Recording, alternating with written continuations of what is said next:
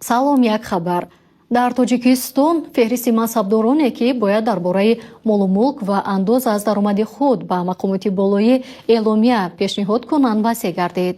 то ин лаҳза низ барои мансабдорон ва бахше аз кормандони давлат пешниҳоди эъломияи даромад ҳатмӣ буд ва акнун ба ин феҳрист кормандони бонки миллии тоҷикистон ва бонкҳои дигари кишвар инчунин мансабдорони давлатие ки дар муассисаҳои хориҷии тоҷикистон ва ё намояндагиҳои вазорату идораҳои кишвар дар хориҷа кор мекунанд илова гардиданд.